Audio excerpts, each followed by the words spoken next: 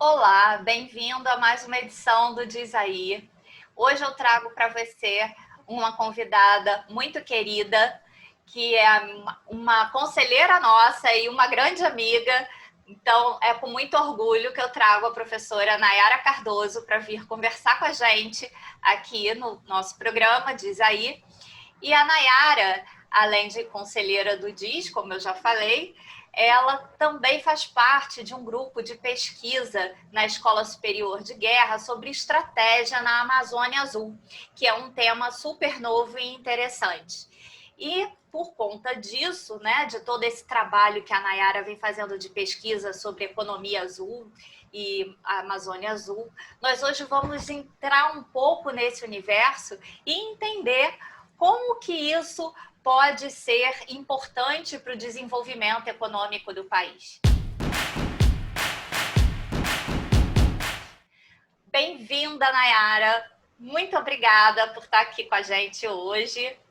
Muita alegria ter Bom você. dia!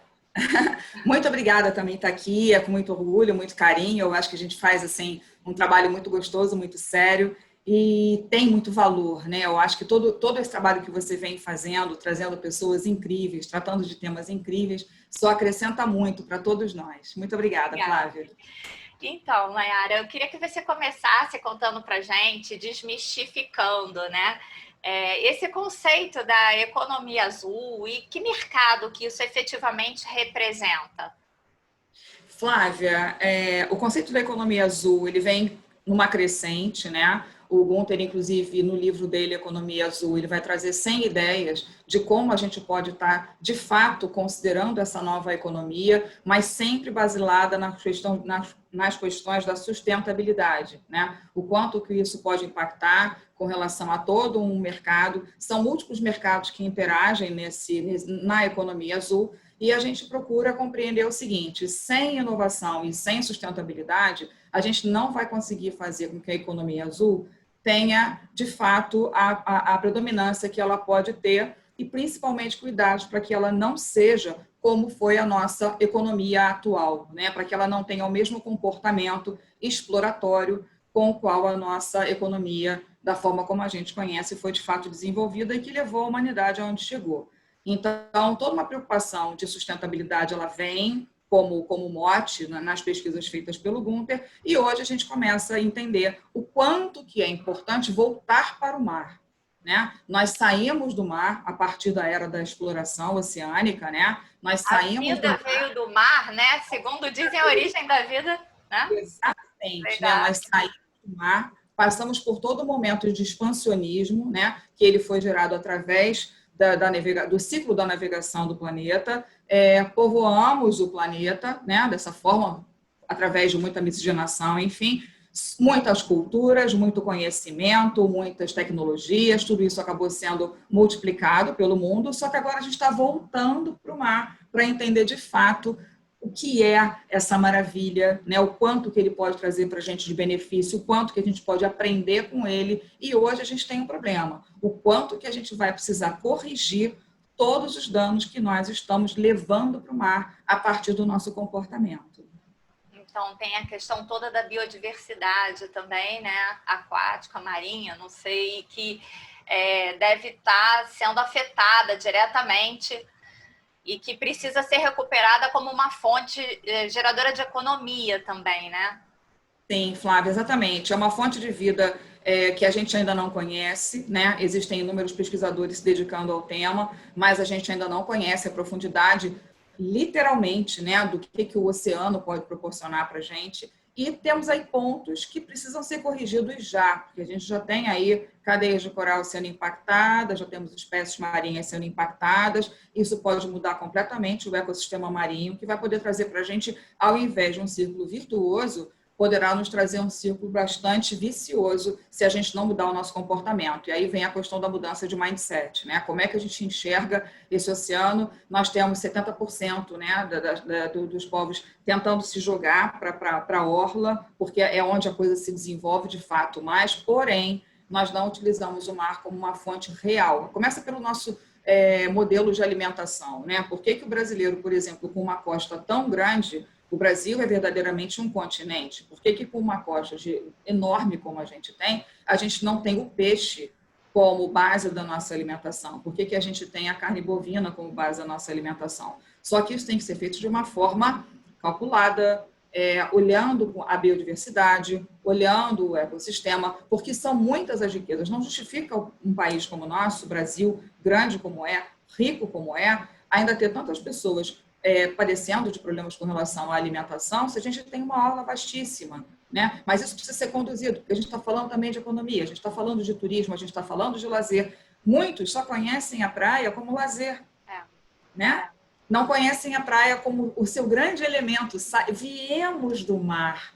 Por que a gente não trata esse oceano com tanto respeito, né? Então, você vê muito comum as pessoas irem para a praia, deixarem lixo por tudo quanto é lado, né? Não entenderem essa relação efetiva com o oceano, porque você tem a pesca, você tem o turismo, você tem parte de todo o comércio internacional passando pelo mar, você tem pesquisa, você tem desenvolvimento, você tem todo o universo ligado ao setor de óleo e gás. Então, meu Deus, né? É uma vastidão, fora os minérios, fora tudo aquilo que a gente pode extrair, porém, com todas as medidas de proteção, para que a gente possa ter isso perenemente, para que a gente possa ter isso de forma, de fato, sustentável e melhorar a qualidade de vida das pessoas, trazer novas oportunidades de trabalho, trazer novas ciências, né? Tem várias coisas que ainda não foram exploradas e que a gente pode estar trazendo para dentro das escolas, para dentro das universidades, centros de pesquisa que, de fato, venham dar valor a todo o estudo relacionado ao oceano e aí o conjunto que a gente chama de economia azul.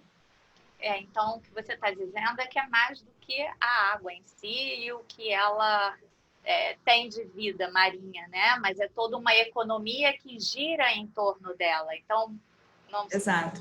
Só para ver se eu entendi bem aqui o conceito, por exemplo, quando a gente fala de turismo na orla, a gente está falando de economia azul. Quando a gente fala do investimento em esportes como o surf e todas essas atrações que tem, né, que envolvem toda uma cadeia produtiva de vestimenta, estilo de vida, e, enfim, uma série de coisas, até música, né, música do estilo de surfista. Então, tudo isso está sendo movimentado por conta da economia azul. Quer dizer, a economia azul faz parte disso tudo, né? Ela abrange isso tudo. É muito mais do que só o que está na água. Exatamente. O ponto é que nós não estamos fazendo isso com a devida inteligência. Entende? Se a gente conseguir trabalhar isso com inteligência, com ciência, com tecnologia, com inovação, aí, de fato, a gente vai estar proporcionando para as pessoas, não somente para aqueles que são os usuários, vamos dizer assim, do mar, como aqueles que dependem do mar para viver, toda uma infraestrutura inteligente, relacionada à biodiversidade, relacionada à proteção, né? Eu tive a oportunidade maravilhosas lá em Fernando de Noronha, vivenciar um trabalho do Projeto Tamar. É belíssimo, entende? Você sabe acompanhar todo aquele ecossistemazinho que está ali e entender o quanto aquilo é grande, o quanto que aquilo pode representar para todo mundo. E você começa a trazer consciência, né? Ao invés de pescar a tartaruga, né, para você fazer uma sopa, você vai estar ali protegendo essa tartaruga para que ela possa, de fato, continuar todo um ciclo de vida, porque ela é uma parte de um todo. Né? Então, nós não estamos sozinhos. Então, eu acho que se a gente conseguir compreender que todas as ações que a gente, como ser humano, né, provoca, de fato vão causar muitas reações, a gente vai conseguir realmente se sentir dentro e não como aquele que está acima, comandando toda uma cadeia. Nós somos parte dela. Então, você tem todo um segmento, tem um projeto belíssimo feito lá em Natal por surfistas para a educação dos jovenzinhos da região que não têm acesso, por exemplo, a comprar uma prancha. Então, eles fizeram pranchas com garrafas PET para ensinarem essas crianças a surfar e, ao mesmo tempo, trabalhar a questão do ecossistema, né? Vamos tirar esse lixo, vamos transformar esse lixo, vamos nos divertir com aquilo que a gente vai transformar e vai criando uma consciência marítima. Então, o que está faltando para a gente é ter mais consciência marítima. Isso não pode partir só do governo como um todo, né? A Marinha do Brasil faz um esforço absoluto para isso, mas a gente precisa também que as empresas e que a sociedade se engaje. Então, conhecer mais sobre a Amazônia Azul, conhecer mais sobre a economia azul, principalmente para um país como o nosso. A gente tem orla do Oiapoque ao Chuí. Então, não faz sentido a gente não valorizar aquilo que está na nossa mão, está no nosso alcance. Por que a gente cisma em valorizar coisas que estão distantes e não valoriza coisas que estão ao nosso alcance dos olhos, entende? A gente anda a poucos quilômetros aqui, para quem vive na orla, e você está diante de um oceano maravilhoso, com uma paisagem linda, com um pôr do sol, você se refresca, você se diverte, você trabalha. Por que não trazer isso de uma forma mais equilibrada e, de fato, conscientizar as pessoas da importância da economia azul? E aí você está falando sobre essa diversidade, né, e a complexidade que envolve essa cadeia, e eu estou aqui pensando, né, como que os processos de mudança, de gestão de mudança dentro das organizações, né, e o processo de inovação, o quanto que isso efetivamente faz sentido. A gente tem já o testemunho de todo um mercado de que não dá mais para viver sem inovação nas empresas, mas quando a gente fala de um mercado que está sendo descoberto em termos de potenciais, né? Sendo olhado agora com mais, vamos dizer assim, cuidado, né? Está sendo promulgado com mais cuidado agora. Como começar negócios nesse mercado sem você partir já do pressuposto de que tem que construir ali uma gestão já inovadora e sustentável, né? Então, eu queria que você falasse um pouquinho disso, que abrange todas as empresas, independente da economia que ela atue, né? Mas sim, que para essa cadeia agora nova de economia azul é tão importante e tão consciente. Flávia, eu acho que tudo começa pela educação, né? Então, um processo, por exemplo, de educação cidadã, associado a um processo de educação corporativa nessa direção, eu acho que é isso que vai fazer essa roda girar. Primeiro, o entendimento de que tudo é esgotável, né? Então, se a gente consegue entender que tudo é esgotável, a gente vai precisar criar uma inteligência por trás das organizações, aquelas que estão diretamente relacionadas à economia azul, né? Toda uma cadeia de óleo e gás, toda uma cadeia de serviços marítimos, toda uma cadeia de turismo marítimo, e também a educação do cidadão, né? Porque aquela coisa, as pessoas elas vão para a praia achando que a praia é um local que eu posso me divertir, que eu posso fazer o que eu quero, que eu vou lá, faço meu lanche, passo o meu dia e largo todo o lixo na praia. Não pode. Né? Se eu estou no navio, eu acho que eu posso também, quer dizer, toda essa grande indústria que lida com esse segmento marítimo vai precisar trazer consigo todo um processo de consciência ambiental, sim, de consciência ambiental que vai retroalimentar todo esse ecossistema, cujo o nosso ponto de convergência vai ser a economia azul. Então, eu acredito muito na educação corporativa, programas específicos criados dentro das empresas para que elas possam assumir esse compromisso, para que elas tenham os oceanos, os mares e oceanos como propósito, assim como trazer esse conteúdo para vinculação nas mais diversas áreas da educação, desde o pequenininho. A Marinha, por exemplo, ela tem uma cartilha bem desenho, bem história em quadrinho, para conscientizar a importância da Amazônia Azul nas escolas, mas isso precisa ser mais divulgado, isso precisa ser tratado de uma forma mais séria, com mais maturidade, por parte de professores, né, os pais, quer dizer, tem que levar essa consciência.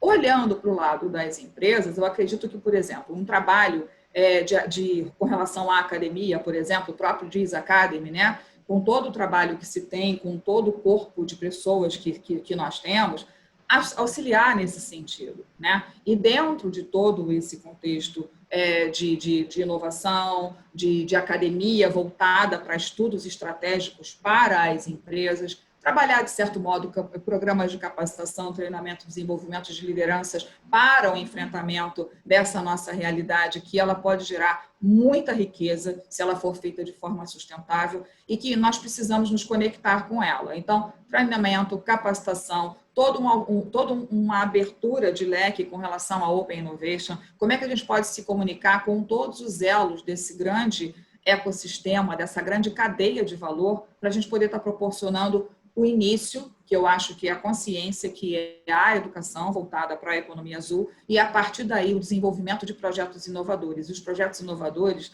como nós já sabemos, isso tem sido muito falado, todas as palestras que eu tenho assistido, hoje mesmo de manhã, participei de uma palestra com o nosso CEO, né, com o Luiz, e isso estava lá, muito claro, entendeu? A inovação ela pode ser, de fato, incremental, ela pode vir das pequenas coisas. Não é só o dinheiro que move a inovação, né? Quando as pessoas pensam que inovação só vem a partir de recursos financeiros, isso é um engano, porque muitas empresas elas têm recurso financeiro a dar e vender e elas não conseguem desenvolver seus processos de inovação de forma eficiente. A gente precisa entender que eficiência, inovação e sustentabilidade, elas vão formar o círculo virtuoso. Então, a educação, para mim, é o começo de tudo e eu acredito muito que todo o trabalho que o DIS vem fazendo pode contribuir muito para que as empresas possam dar esse primeiro passo. Eu acho importante você falar essa questão da educação, porque a gente, normalmente, quando fala em educação, a gente pensa no problema, vamos dizer assim, que o país tem de olhar para a educação. Mas é mais complexo que isso, né? É claro que a gente, para fazer toda uma transformação cultural de inovação no país, que é para a gente poder melhorar os nossos rankings, que saiu agora em setembro, a gente continua lá em 62º lugar. Então, para a gente estar um pouquinho mais na frente, a gente sabe que a gente tem que fazer toda uma transformação social em torno disso, né? Criar uma cultura desde o jardim de infância, como outros países fizeram, a Finlândia, que todo mundo gosta de exaltar a educação da Finlândia. Ela é uma educação voltada para a inovação, não é à toa que eles estão lá no topo, no ranking de inovação. E eles conseguiram isso em 10 anos, né, Flávia? Exatamente. É uma coisa que você pode começar hoje, né? Hoje. Mas temos aqueles profissionais que já estão no mercado. Nós temos já os gestores, as empresas que já têm que sair dos desafios que a competitividade grande, ao mesmo tempo que a tecnologia vira commodity e acessível a todos, né? Faz com que você tenha uma necessidade maior de ouvir seus talentos. Né? Que bom então, que você tocou nesse assunto. Então, pode falar sobre ele, já que fica à vontade. Não, adorei, Flávia. Esse ponto é um ponto muito, muito, muito, muito relevante. Por quê? Se a gente não tivesse gestores entendendo que o modelo que eles vêm usando não está funcionando e que, para isso, eles precisam fazer a tal da mudança de mindset, acho que está tudo meio... As pessoas ficam um pouco cansadas, eu acho até de ouvir essa palavra, mas eu lamento, ela está aí e ela tem que ser usada. Enquanto ela não for, de fato, implementada, continuaremos falando nela, né? Esse gestor precisa entender, primeiro, que ele não é o dono da verdade. As pessoas que estão ao redor dele pensam. São muitas inovações pequenas feitas no chão de fábrica que muitas das vezes não são de fato realizadas porque essas pessoas não são estimuladas, porque elas têm medo de errar, porque elas têm medo de serem repreendidas, porque elas têm medo de serem colocadas como aquela persona não grata, né? Lá vem esse cara chato de novo trazendo uma ideia. Olha só que frases a gente escuta. Nossa, você é muito chato, você está querendo me trazer ideia, faz o que você tem que fazer, faz o que eu mandei. Gente, pelo amor de Deus, entendeu? Tem pessoas inteligentes em todos os níveis da empresa que precisam ser estimuladas, porque se elas forem engajadas, a empresa aprende a pensar em inovação como ela aprende a respirar, sabe? A empresa é um conjunto de pessoas, a gente não pensa para respirar, certo? A gente só respira. Então, que a inovação ela seja esse ar empresarial, permitir que as pessoas respirem inovação, né? Que as pessoas devolvam essa inovação para o seu meio em todos os níveis, mas para isso é necessário que a gente consiga trazer esses gestores, esses líderes para dentro do processo. Eu até tive aqui conversando com alguns convidados que chegaram a abordar esse assunto e é interessante ver como a gente cai sempre nessa cilada, entre aspas, né? Porque o que a gente vê muitas vezes é que o CEO, o C-level da empresa, ele até entende que ele precisa investir em inovação, que a empresa precisa fazer esse processo, né? mas ele coloca outras pessoas para tocarem isso, né? Ele não se envolve diretamente. E aí aquela coisa da cultura que a gente sabe que é top-down, quer dizer, se ele não se envolver, não acontece na raiz, fica no campo da superficialidade, não consegue ser vencida, né? Era assim, o que a gente pode fazer para essas pessoas entenderem que elas serão mais e não menos se elas tiverem essa mudança de olhar e comportamento com relação ao seu corpo, né, corporativo? Flávia, eu falo às vezes, quando eu dou aula nos MBAs executivos, eu costumo colocar uma frase que incomoda. As pessoas, a empresa, ela tem instrumentos de medição, né, de mensuração, para avaliar aquilo que ela ganhou, aquilo que ela conseguiu conquistar. Mas escorre, muitas das vezes, pelas mãos da empresa, aquilo que ela não conseguiu porque ela não ouviu. Isso ela não consegue mensurar.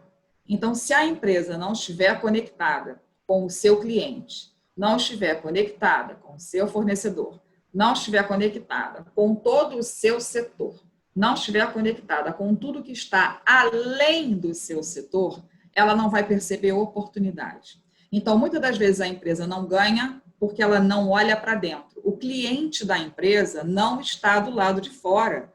O cliente está no seu banco de dados. Então, essa primeira conversa é a conversa essencial. Perguntinha do tipo, como é que a gente pode ajudar você? O que está faltando para você? Como a gente pode melhorar o serviço para você? Em que medida a gente pode agregar mais valor para a sua empresa? Essa pergunta quase nunca é feita. Entende? As pessoas, as empresas entendem venda, entrega, venda, entrega. Só que eu não estou falando só de venda e de entrega. Eu estou falando coisas que eu poderia estar entregando para você, que você ainda não percebeu que eu poderia estar agregando valor a você, e coisas que eu também não pergunto que você precisa, e aí você vai adquirir com outro fornecedor. Muitas das vezes até concorrente à sua própria empresa. Então, esse primeiro passo de conexão, de conversa, está faltando diálogo, Flávia, sabe? Está faltando a humildade de estabelecer diálogo com todas as partes interessadas, inclusive com o seu próprio cliente interno. O quanto que o cliente interno ouve reclamação, quando ele pondera isso na empresa, a empresa recusa, ela refuta. Por quê? Não quero saber de problemas, não me traga problemas, me traga soluções. São frases absolutamente destrutivas. A gente tem que criar a cultura de ter vontade de procurar problema, porque toda vez que a gente procura problema, a gente consegue solução e a gente consegue agregar valor. Esse medo do problema, esse medo do erro, esse medo da vulnerabilidade, esse medo do fracasso, ele só coloca os empresários cada vez mais distantes de uma realidade muito simples. Eu quero que você resolva os meus problemas. Você é capaz? Se você não é capaz, eu vou procurar outro fornecedor. Eu não estou falando mais de produto, eu não estou falando mais de serviço, eu estou falando de engajamento, eu estou falando de propósito, eu estou falando que as empresas precisam fazer seu trabalho olhando para o que está em volta dela. Nós temos aí os 17 Objetivos de Desenvolvimento Sustentável que estão gritando por projetos. Então, eu posso ser uma empresa que eu posso estar capitaneando ali uma pessoa, um cliente, que ele não vem para mim por causa do meu produto e do meu serviço, ele vem pela proposta de um projeto que eu estou criando ou que eu estou fazendo parte, que tem a ver com os propósitos dele de vida, que é uma forma que ele tem de se sentir colaborando com todo o desenvolvimento, com todo o impacto que a humanidade vem fazendo, de transformar o mundo num lugar melhor para viver. Então, é meio poético, mas é meio lindo, é romântico, mas é viável, Flávia. E isso é o que eu falo para todos os meus alunos dos MBAs, e quando a gente está nas nossas consultorias e nas nossas reuniões, gente, é viável. Vamos olhar para o fato, vamos olhar para o que está perto. A gente quer alcançar outro continente quando você não conquistou o seu bairro. Vamos começar com um projeto de bairro, né? E o que você estava falando, né, sobre essa coisa de perguntar ao cliente o que eu posso ser mais útil, né? Uma coisa simples assim.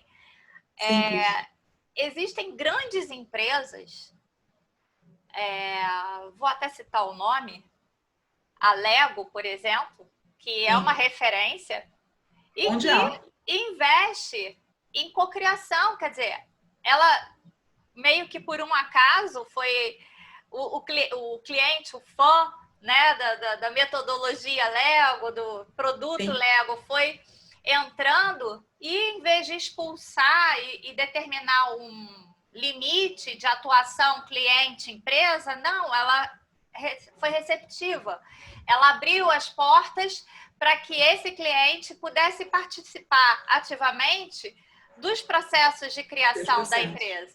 Então, é simples assim. Se uma Lego daquele tamanho consegue fazer isso, com toda a infraestrutura que tem, com toda a, vamos dizer assim, a cadeia de valor que né, faz parte da imensa, sua né? realidade, por que eu, que vou começar um negócio agora, pequeno, uma startup, já não parto para o mercado com esse princípio? Até economizo em pesquisa e atendo melhor o meu cliente, né? Então, assim, são novos conceitos e que não são mais tendência, né? Porque até pouco tempo atrás a gente apresentava essa parte de cocriação, consumerismo, né? Consumo consciente, essas coisas como tendências da nova economia. A economia já está aí, a economia já chegou, já está acontecendo.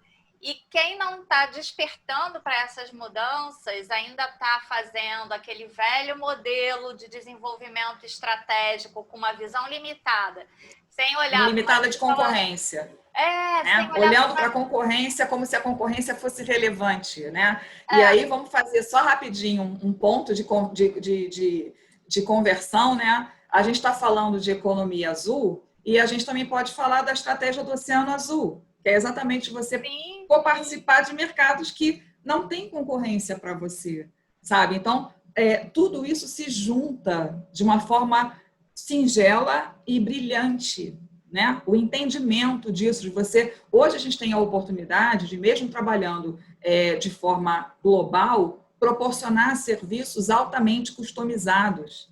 É possível fazer, só basta querer fazer. E foi assim que a Lego desenvolveu todo o seu projeto e que ela hoje está na vida das empresas. Não tem uma sessão de Design Thinking que a gente assista que não tenha lá todo um bloco de Lego para ajudar a gente a prototipar, né? Então, a gente aprendeu que brincar também gera novos produtos, novos serviços, se colocar no lugar do cliente, o cliente no foco do problema, que é todo o desenvolvimento do processo de Design Thinking, ele vem exatamente dali, vamos colocar o cliente no centro. Hoje é possível, e não é só possível, é necessário. Então, para as empresas que ainda não pensam assim, elas vão continuar brigando com a concorrência, quando, na verdade, elas deveriam estar lutando, se especializando para a conquista de clientes. São passos completamente diferentes que vão levar as empresas a patamares completamente diferentes. Eu estou numa busca de vantagem comparativa que pode ser altamente cansativa e esqueci, de fato, de adquirir vantagem competitiva. Então, isso também é uma dificuldade que as empresas têm de compreender, a sutileza entre uma coisa e outra. E como é um processo diário, quanto mais gente trabalhando por ele, melhor, né? Então, se diversidade, né? Inteligências múltiplas. Uma coisa que você adora falar, né? Que sempre que a gente conversa, você fala muito nos skills, é isso. Sabe? Eu tenho que lidar com pessoas diferentes, que tenham histórias de vidas diferentes, que tenham propostas diferentes. Propósito, não. Propósito está ali. Estamos engajados no propósito. Mas cada sementinha de diferente pode criar hibridações lindas. Entende? Então, assim, por que não? Né? A empresa não pode ser composta de pessoas que pensam da mesma maneira. Uma equipe não pode ser composta de pessoas que pensam da mesma maneira. Nós temos que ter os mesmos valores, sim. O mesmo propósito, sim. Mas cada um vai contribuir com um viés. Uma vírgula, às vezes, que eu não pensei, você pensou, né, Nayara, olha, está faltando aqui. Isso não é um demérito para a Nayara, né? E é um mérito para a equipe. A gente poder ter a liberdade de dizer, olha, Nayara, isso aqui não está legal, isso aqui a gente esqueceu, a gente pode acrescentar, todo mundo cresce, a gente tem que sair desse nosso status de ego inflado e entender que isso não contribui com nada. Nós todos estamos no mesmo ecossistema. Então, se a gente não partir para uma lógica colaborativa e tudo o que envolve esse grande ecossistema de inovação, nós não vamos conseguir sair do lugar. Então, o conflito de gerações também faz parte disso, né? Faz parte da diversidade, a gente entender como que esses jovens pensam basicamente plugados o tempo inteiro, né? Eu tenho que aprender um monte de coisas, mas em compensação eu tenho uma experiência que eles não têm. Maravilha, vamos juntar isso tudo.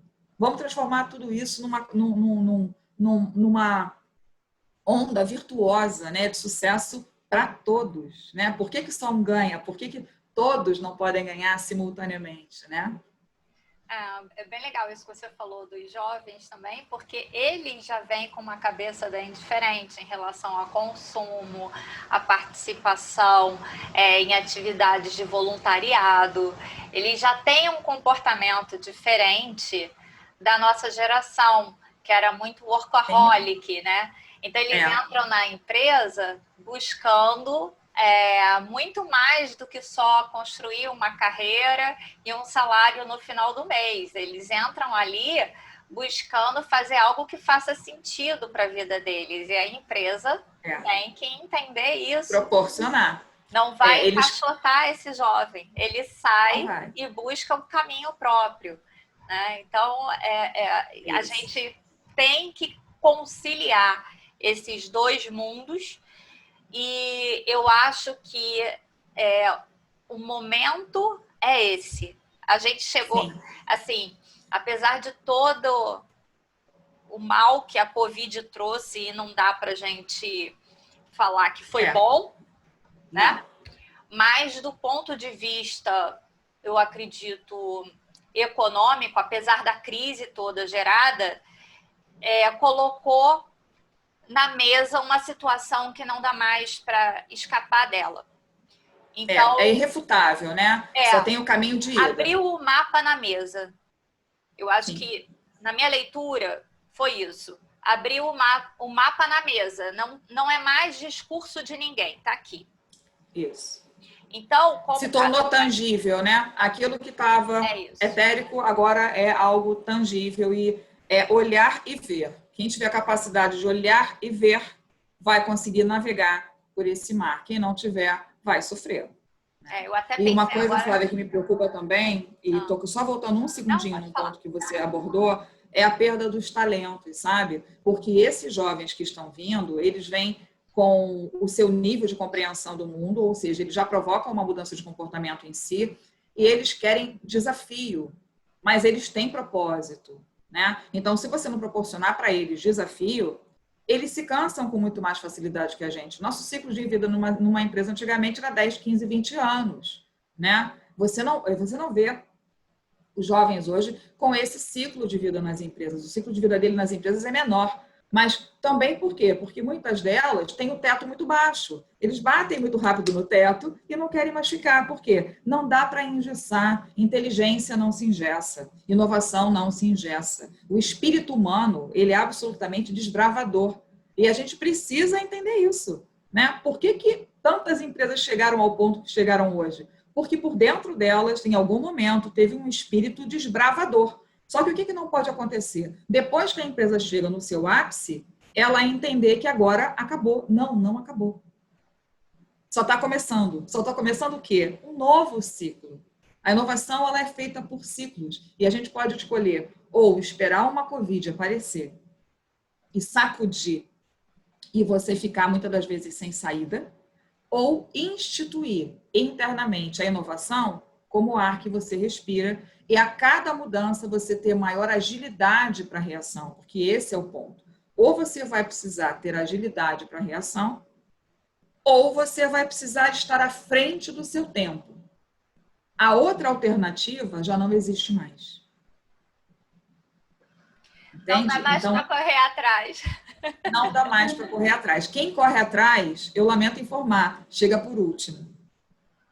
Né? Então, ou a gente tem o ar para respirar, a inovação, e quando acontecer uma mudança, a gente ter maior agilidade, maior adaptabilidade, ou a gente é aquela empresa que provoca a inovação.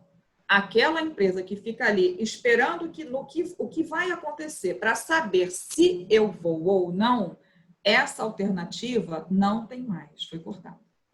Muito bom. É isso mesmo.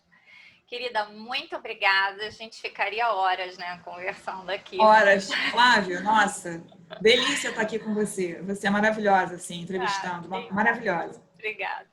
Então, muito obrigada. Infelizmente, o nosso público tem um limite de atenção, então a gente tem também um horáriozinho para cumprir.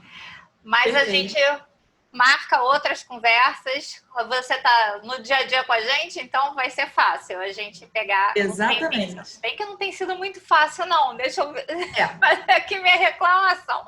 Mas eu queria só para terminar que você desse aqui um spoiler para a gente, que eu adoro spoiler, do livro que está saindo aí fresquinho.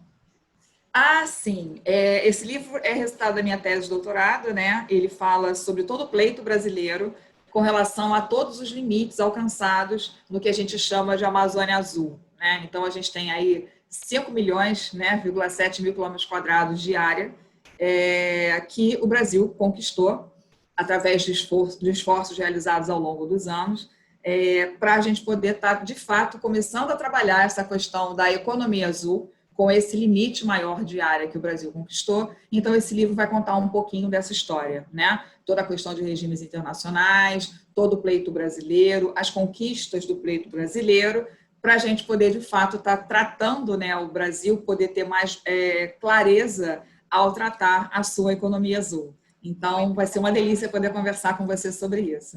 Vai ser ótimo. E assim que sair, a gente vai estar aqui já com o nosso para ser autografado na mão.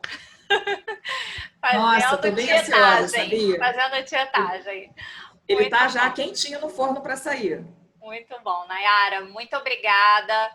Foi ótima a nossa conversa. Acho que assim, a gente conseguiu de maneira bem simples colocar questões importantes, né? E às vezes palavras simples chegam mais rápido, né? Às mentes e corações. Então, espero que a gente tenha conseguido levar alguma clareza para todos os gestores que nesse momento estão se questionando, né? O que fazer, para que lado eu vou e como que eu faço, né? Então, muito obrigada. Foi um prazer. Obrigada a você. Um prazer estar aqui. Conta comigo sempre. Obrigada. E eu agradeço também você que ficou com a gente até agora assistindo o nosso programa Diz Aí. Nós nos vemos na próxima edição.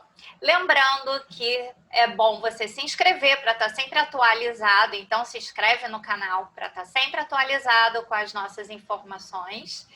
E dá o seu like, deixa seu comentário, que é para a gente poder trazer novos entrevistados e novas perspectivas de mercado que você tenha curiosidade para saber.